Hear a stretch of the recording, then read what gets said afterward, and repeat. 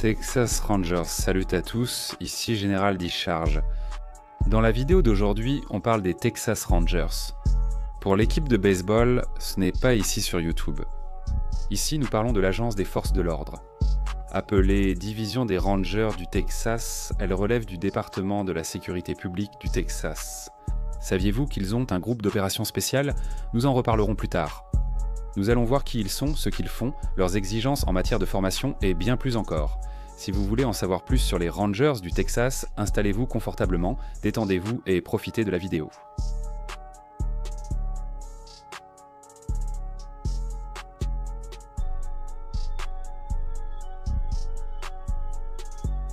Avant de commencer, montrez-nous votre soutien en aimant la vidéo et en vous abonnant à la chaîne.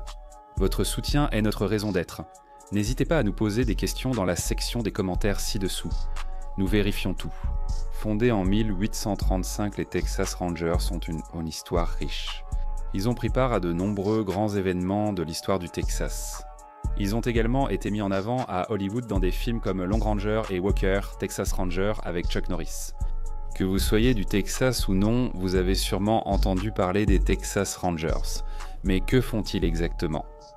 Principale branche d'enquête criminelle du département de la sécurité publique du Texas, ils mènent des enquêtes, arrêtent des criminels recherchés, répriment les émeutes, protègent vies et biens et assistent les forces locales contre la criminalité.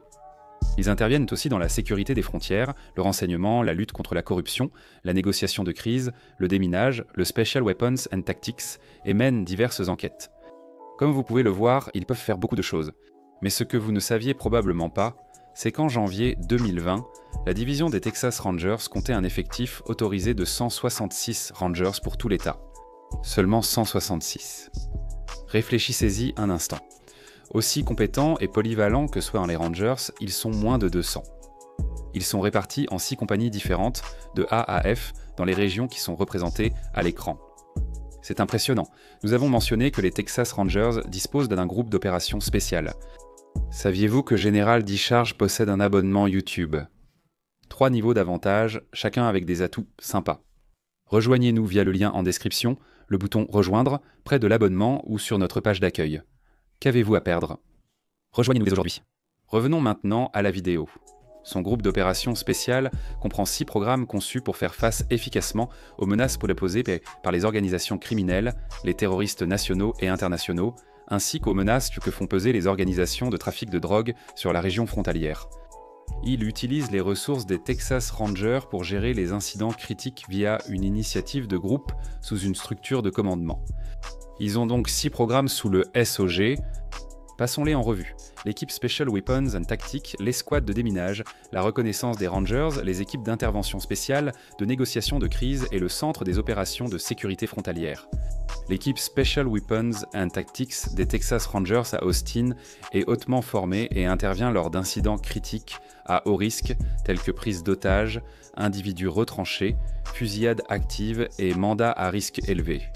L'escouade de déminage fait partie de l'équipe Special Weapons and Tactics. Elle assure la première intervention lors de situations de crise impliquant des engins explosifs et des engins explosifs improvisés, ainsi que lors de menaces communiquées concernant des dispositifs dangereux. Les démineurs suivent des formations strictes utilisant de nombreux dispositifs dangereux. L'équipe de déminage est accréditée par le FBI selon des directives reconnues au niveau national pour les équipes de déminage. Celle-ci est vraiment impressionnante. L'équipe de reconnaissance des Rangers, hautement entraînée, mène des missions surtout à la frontière Texas-Mexique. L'équipe est conçue pour mener des opérations ouvertes et secrètes dans des zones isolées, inaccessibles aux forces de l'ordre traditionnelles. Son but est de collecter des renseignements, mener des opérations d'interdiction et perturber les activités criminelles liées aux cartels de drogue. D'accord, passons aux équipes d'intervention spéciale ou équipes d'intervention spéciale pour faire court. Si vous suivez General Discharge, vous connaissez sûrement cet acronyme. Les équipes d'intervention spéciale opèrent selon les besoins et sont situées dans chacune des régions du Direction de la protection et de la sécurité. La équipe d'intervention spéciale regroupe des officiers de la patrouille autoroutière du Texas, des enquêtes criminelles et des Texas Rangers. Il n'y a pas que les Texas Rangers ici. Les membres de la équipe d'intervention spéciale sont formés pour exécuter des mandats à haut risque et intervenir lors d'incidents critiques, comme prise d'otages ou tireurs actifs dans leur région du direction de la protection et de la sécurité. Passons maintenant aux équipes de négociation de crise. Ce sont des équipes spécialisées pendant de former et pour résoudre professionnellement des incidents critiques avec des personnes au et des personnes en détresse émotionnelle, des prises d'otages ou des individus retranchés. Les membres du Conseil national de transition et du équipe d'intervention spéciale regroupent des agents de la patrouille autoroutière du Texas, de la division des enquêtes criminelles et des Texas Rangers, intervenant lors d'incidents dans leur région. Les membres du Conseil national de transition agissent en équipe pour évaluer, résoudre l'incident critique, recueillir les renseignements nécessaires et transmettre les informations au commandant des opérations spéciales, puis au Centre des opérations de sécurité aux frontières. Le Centre des opérations de sécurité aux frontières, basé à Austin au Texas, coordonne les 6 centres conjoints d'opérations et de renseignement le long de la frontière Texas-Mexique.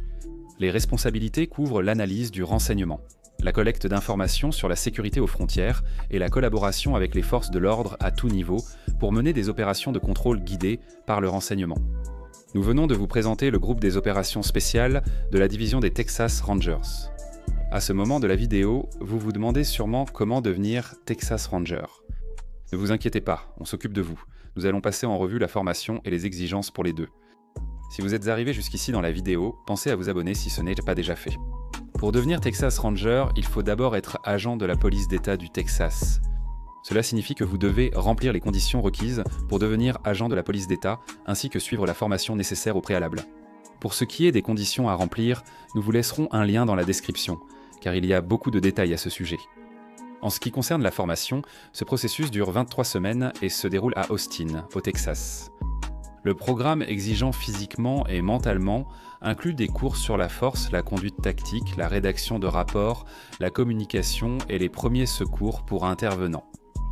Devenir agent de la police d'État du Texas implique un apprentissage continu.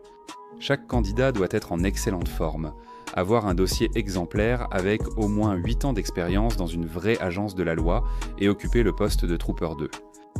Oh, et pour vous, les polices militaires et les années de service, ils ne reconnaissent pas la police militaire comme des années de service pour leurs exigences. Les candidats feront l'objet d'une vérification approfondie de leurs antécédents et devront passer un examen.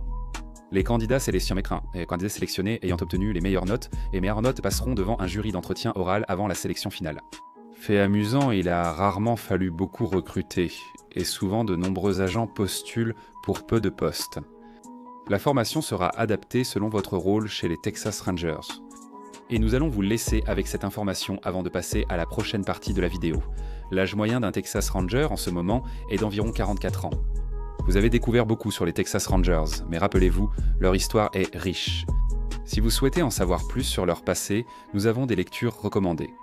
Il y a Texas Rangers, un siècle de défense de la frontière, par Walter Prescott Webb, Lone Star Justice, et Lone Star Lawman, par Robert Messon Hutley, ainsi que les Texas Rangers et Time of the Rangers par Mike Cox. Nous avons mis les liens pour ces ouvrages dans la description ci-dessous si cela vous intéresse. Avant de partir, si vous voulez en savoir plus sur d'autres entités civiles et forces de l'ordre, nous avons réalisé plusieurs vidéos à ce sujet. À l'écran, vous voyez toutes nos vidéos réalisées. Une playlist sera disponible en description. Voilà l'essentiel sur la division des Texas Rangers. Si cette vidéo vous a appris quelque chose, n'oubliez pas de liker et de vous abonner. Merci de nous avoir suivis.